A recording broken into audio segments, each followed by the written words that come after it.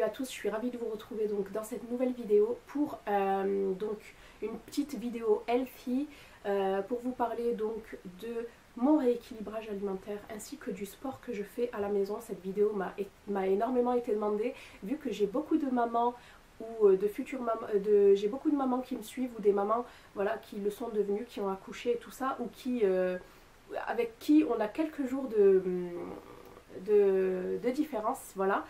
Je vais essayer de faire bref, je vais sûrement oublier plein de choses, je vais essayer de me rappeler de tout, voilà. Alors, premièrement, au niveau rééquilibrage alimentaire, donc il faut que je vous situe un peu le contexte. Mon bébé a bientôt 4 mois, à 4 mois le 20 avril, voilà. J'ai eu des petits soucis, pour celles qui me suivent, vous le savez, j'ai eu des petits soucis, enfin des petits soucis si on peut appeler ça comme ça, durant ma grossesse. Comme mon papa est diabétique de type 2, donc DNID, il a fallu absolument que je fasse attention, parce que voilà, c'est possible que je l'ai, hein, que je sois aussi diabétique, voilà.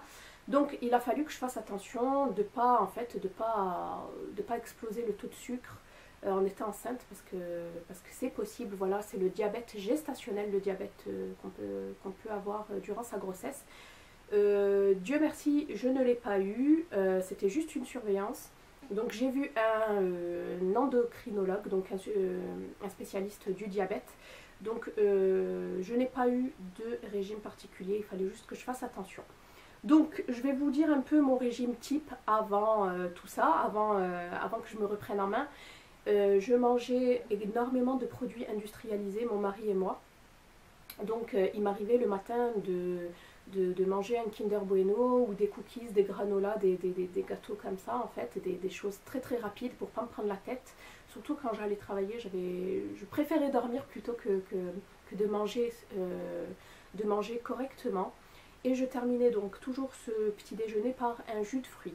Donc voilà, on m'a bien dit que le jus de fruits, il fallait absolument arrêter. C'était le plus dur à arrêter, mais finalement, j'ai réussi à arrêter le jus de fruits. Sachez que le jus de fruits, il y a plus, même le 100%, parce que nous on prenait que du 100%, pas de concentré, que ce soit le jus d'ananas ou le jus d'orange. C'est bourré de sucre, voilà, et ça attaque l'émail des dents, donc j'ai arrêté, mais totalement, et ça me manque pas du tout, voilà. Donc ça, c'était vraiment durant ma grossesse. Et j'ai fait vraiment attention, je mangeais, mais je me suis pas non plus restreinte. Quand j'avais envie de pâtisserie, je les mangeais, mais j'avais surtout envie de chocolat aux noisettes et je me faisais plaisir à me manger une petite barrette tous les jours, je dirais, voilà, surtout tous les matins et pas tous les soirs. Voilà. Donc ce qui me faisait du mal aussi, c'était le grignotage, vu que je mangeais pas correctement et assez à chaque repas. J'avais faim, c'est normal, hein. Lorsqu'on mange des produits industrialisés le matin, on a le pic, de 11h, voilà, j'avais faim, donc je grignotais, mais tout le long de la journée, ce qui faisait que voilà quoi. Mon poids idéal, c'est 65 kg, je fais 1m71, et avant de tomber enceinte, j'étais à 73, vu que voilà, lorsque vous vous mariez, c'est une étude qui a été faite. Et lorsqu'on se marie, lorsqu'on est heureux, à ce qui paraît, on prend au moins 5 kilos, et c'est vrai, franchement, je suis tout à fait d'accord avec ça, voilà. Donc on se fait des restos gourmets, voilà, même à la maison, on se fait des repas assez copieux, surtout le soir. Donc à mes 6 mois, j'ai vraiment fait attention parce que j'ai perdu 4 kilos durant les 4 premiers mois parce que je faisais que vomir. J'avais que des nausées et des vomissements, j'ai perdu 4 kilos, mais ensuite j'ai pris, en allant en vacances au Maroc, en revenant, j'ai pris 6 kilos. Donc ma sage-femme s'est un peu affolée. Voilà, mais ensuite, franchement, je n'ai pris plus que 4 kilos. Voilà. Pendant les 4 derniers mois, j'ai pris 1 kilo par mois. En tout, j'ai pris 14 kilos avec le poids de bébé, ce qui fait que j'ai pris 10 kilos. J'en ai déjà perdu 8, donc il m'en reste 2 de la grossesse. Voilà, et puis le reste, ben, c'est ce que je dois perdre d'avant la grossesse, voilà. À l'heure où je vous parle, je fais 78 kilos. Donc quand bébé est né, je faisais 86 kilos. Maintenant j'en fais 78. Voilà, je me suis vraiment reprise en main encore plus. Je faisais 80 kilos, donc là j'ai perdu 2 kilos en un mois. Voilà, grâce donc à mon rééquilibrage alimentaire et grâce au sport que je fais à côté. Voilà, donc qu'est-ce que je fais? C'est vraiment tout simple, tout simple, tout simple, vous allez voir, c'est juste une meilleure hygiène de vie, il n'y a vraiment pas de secret. Je l'ai fait de moi-même, sans pour autant aller voir une diététicienne. Mon repas type depuis, je dirais vraiment depuis la naissance de bébé, si ce n'est pas assez un mois. Donc je me suis vraiment reprise en main, mais encore plus qu'avant, donc durant ma grossesse. Alors le matin, qu'est-ce que je fais? Donc depuis 3 mois, je me bois mon eau citronnée à jeun. Donc j'ai vu, si vous avez vu ma morning routine, vous l'avez vu dans cette vidéo. Donc soit vous coupez en lamelles, soit vous faites juste un jus. Donc je me fais un verre de citron, ou un citron, ou une moitié de citron, ça dépend. En général c'est une moitié de citron avec de l'eau tiède. Parce que l'eau tiède a tendance à dégrader les graisses, voilà, plutôt que l'eau froide qui a tendance à les fixer. Voilà, ensuite donc après ça je me fais un petit déjeuner qu'avec de bonnes choses. Donc en ce moment je sais que je me fais soit un fromage frais 0%, donc 100 grammes, ça équivaut à un petit pot, ou si vous prenez les grands pots vous vous mettez 4 voire 5 cuillères à soupe, avec un fruit découpé dessus, que ce soit un kiwi, une fraise, des pommes, des bananes, préférez plutôt des fruits de saison, avec des petits flocons d'avoine ou un mélange de 5 céréales. Voilà, vous avez de tout, de l'épeautre, des flocons de riz, de blé, bref, vous avez énormément de céréales bio, sans sucre. Voilà, et puis pour sucrer un peu le tout, si vous êtes comme moi, qu'il vous faut absolument quelque chose de sucré, du sirop d'érable ou du sirop d'agave, c'est vraiment super pour vraiment avoir cette sensation de sucré, avoir cette récompense au niveau du cerveau, voilà, et ne pas ensuite sauter sur un produit sucré. Donc voilà, sinon si je ne fais pas ça, je me fais un smoothie, c'est quelque chose que j'adore faire en ce moment. D'ailleurs si vous êtes intéressé par des recettes de smoothie, je ne les publie pas sur cette chaîne, j'ai créé une chaîne spécialement donc pour la cuisine, parce que je pense que pour certaines vous savez que j'adore ça. Donc je vous mets le lien juste ici, c'est Chat Cuisine & Co. Donc je mets mes repas de tous les jours dessus, mais je compte aussi y mettre mes repas, si ça vous intéresse, mes repas santé.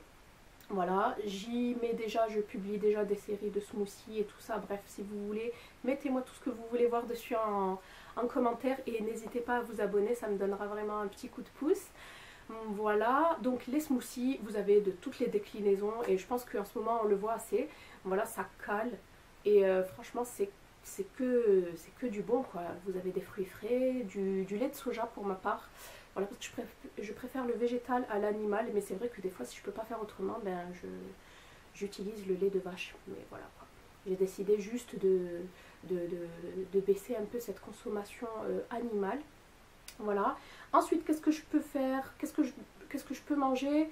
Je peux me faire des tartines confiture bio, des galettes de riz, galettes de riz complètes. Vous avez des galettes de céréales.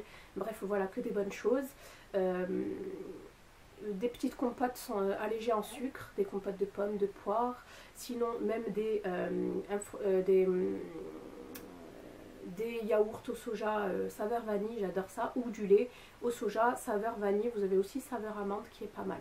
Donc voilà, tout ça pour vous dire que c'est fini les produits industriels donc dans mes petits déjeuners. D'ailleurs je vous mets des petites photos, parce que c'est vrai que ça ne doit pas vous paraître très, très concret tout ça. Donc je vous mets des petites photos de petits déjeuners type. Voilà, donc, et si je ne fais pas de smoothie donc avec des fruits, ou si je n'incorpore pas de compote allégée en sucre, tout simplement je me prends un fruit, donc une banane, une pomme, et pas à la fin des repas, parce que ça a tendance à fermenter dans l'estomac, donc plutôt juste avant le yaourt au soja, ou même au tout début. Voilà. Ensuite, à midi, ce que je fais c'est très simple, donc tout ce qui est féculent, je les consomme le midi, donc tout ce qui est purée, pommes de terre. Je ne mange quasiment plus de frites, à part si voilà, je vais chez mes parents, que je ne peux pas faire autrement. Plus de frites. Tout ce qui est donc pommes de terre, pâtes, riz, tout ce qui est féculent, en fait, je les privilégie le midi avec des viandes rouges, genre genre des entrecôtes, des côtelettes, des entrecôtes, tout ce qui est... Bon, je ne me restreins pas, des fois il m'arrive de faire une entrecôte à la crème, voilà, il faut aussi savoir se faire plaisir, ce n'est pas tous les jours, mais de temps en temps il faut savoir se faire plaisir, voilà. Donc tout ce qui est féculent à midi et les viandes à plus de 5% de matière grasse le midi aussi, donc voilà. Et enfin, donc je termine par un fruit ou un fromage 0%, ou les deux, voilà, selon ma faim. Ensuite, une collation, c'est super important. Vaut mieux faire 4 petits repas par jour plutôt que de faire 2 ou 3 énormes repas et les faire d'un coup, c'est pas bon en fait pour notre estomac. Voilà, les micro repas, c'est vraiment recommandé. Voilà, donc une collation, en collation c'est simple, soit un thé, comme le matin j'ai oublié aussi de vous l'énoncer, vous avez droit à une boisson chaude, plutôt du thé avec du sucre à l'ose, voilà c'est ce que je fais, je n'aime pas le café donc j'en bois pas. Voilà, café au lait et chocolat, j'ai nexté parce que c'est trop riche. Donc un thé, vous avez plein de parfums de thé, voilà, du sucre à l'ose à l'intérieur, vous avez de l'aspartame ou de la stevia. Je vous déconseille l'aspartame parce que ça fait polémique, c'est mauvais, il vaut mieux consommer du sucre normal que de l'aspartame, voilà. Donc voilà en collation. Et puis quoi d'autre, des oléagineux, donc vous avez des amandes, des noisettes, des noix de cajou, noix de macadamia, vraiment plein de choses, voilà, même des fruits secs, donc des figues, des dattes, des raisins secs, voilà, toutes ces choses-là. Et puis, si je ne mange pas des oléagineux, ce que j'aime faire aussi en ce moment, c'est faire des desserts maison, des gâteaux maison. C'est vraiment ce que je vous conseille. Vous pouvez doser le sucre, il n'y a pas de colorant, pas de conservateur.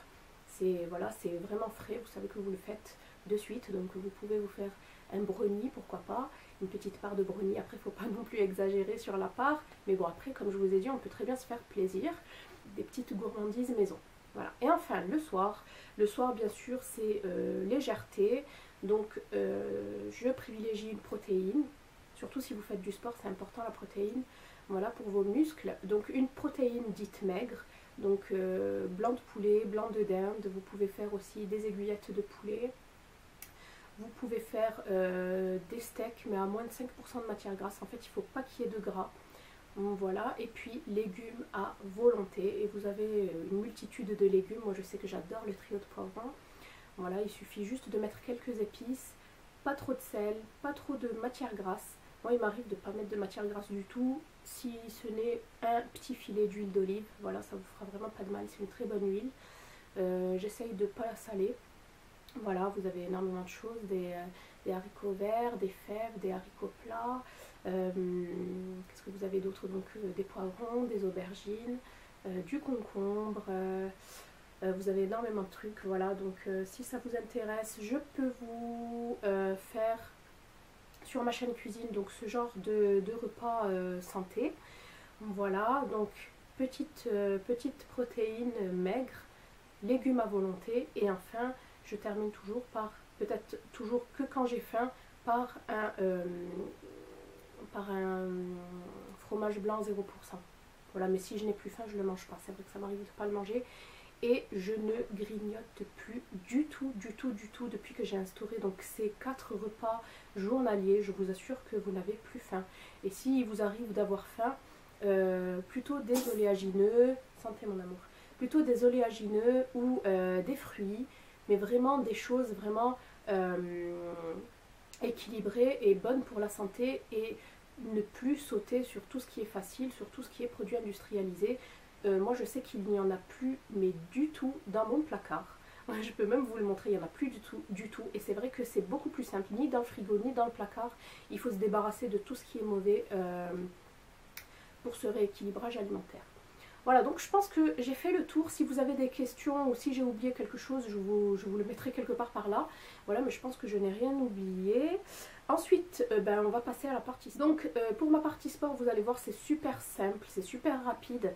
Vu que je ne peux pas reprendre une activité sportive modérée, je suis obligée d'attendre de me rééduquer au niveau périnéal et que ça soit terminé et que mon plancher pelvien puisse supporter n'importe quel choc et n'importe quel sport. Voilà, donc qu'est-ce que je fais? Premièrement, donc, je me rééduque au niveau périnéal. D'ailleurs, je vous le conseille à toutes les femmes qui ont accouché, pour vous éviter des prolapsus. Donc, le prolapsus, c'est une descente d'organes, voilà, pour vous éviter des petits tracas. Voilà, ça, déjà, c'est quelque chose. Ensuite, qu'est-ce que je fais? Je fais premièrement, je fais 5 minutes, voire maintenant je suis passée à 10 minutes de cardio. Donc je sais que j'ai envie de faire de la corde à sauter, mais malheureusement je ne peux pas le faire parce qu'il y a des chocs et c'est pas bon. Donc le plancher risque de s'affaisser. Voilà, donc ce que je fais, c'est simple, c'est des petits gestes d'aérobic et tout ça. J'essaierai de vous mettre des petites photos pour vous montrer à peu près ce que je fais, mais c'est vraiment des petits gestes, voilà, qui vous font un peu emballer le rythme cardiaque. Voilà, ensuite, donc pendant 10 minutes, ensuite j'enchaîne sur 2 vidéos de Lucille Woodward, donc vous les retrouvez sur YouTube, donc c'est sur la chaîne de Doctissimo, et c'est le Fitness Masterclass. Voilà, c'est Lucille Woodward qui propose énormément de vidéos. J'adore cette femme d'ailleurs, je suis juste ébahie devant son corps, vu qu'elle a déjà eu 2 enfants. Voilà, donc la première c'est, je vous la mets juste ici, c'est les abdos après une grossesse. Voilà, ça dure à peu près 15 minutes et c'est vrai que c'est pas facile, mais franchement, plus on fait cette vidéo et moi je sais que j'ai progressé. Voilà, et ensuite j'enchaîne sur cette vidéo-ci et c'est le pilate. Voilà, le pilate, vous pouvez en faire après la grossesse sans souci. Voilà, c'est tout simplement des mouvements qu'on tient, où on tient et où on contracte le périnée, où on contracte la sangle abdominale, où on contracte le fessier, les cuisses, les mollets, bref, voilà, franchement, et elle dure aussi 15 minutes. Donc ma séance dure environ 50 minutes, voire 1 heure. Et ces exos-là, je les fais pendant à peu près 1 heure. Voilà. Oui, mon bébé. Pendant 1 heure et je les fais 2 voire 3 fois par semaine quand je suis vraiment motivée. Voilà, et voilà. Le tout, c'est d'être régulier sur le long terme. Voilà, voilà, et j'attends juste le feu vert, donc, et j'attends de terminer ma rééducation pour pouvoir reprendre du sport au grand air, vu que là, vu que je garde mon bébé, je fais mon sport à domicile devant ma télé avec mon matériel. Voilà, mais dès que je peux, sans bébé, j'irai faire ma marche rapide. Je ne pourrai plus courir. Enfin, je ne pourrai plus courir, c'est un choix. Je ne veux plus courir parce que ça provoque des lésions articulaires à long terme. Donc je veux arrêter de courir, je vais faire plutôt de la marche rapide et c'est de toute façon pareil en termes d'effort. Voilà, je pense que j'ai fait le tour.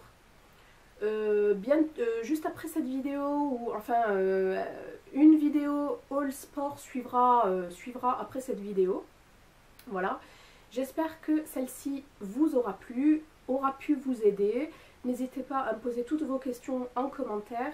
Voilà, j'essaierai, bien sûr, je vous y répondrai comme d'habitude. Voilà, j'espère que je n'ai rien oublié.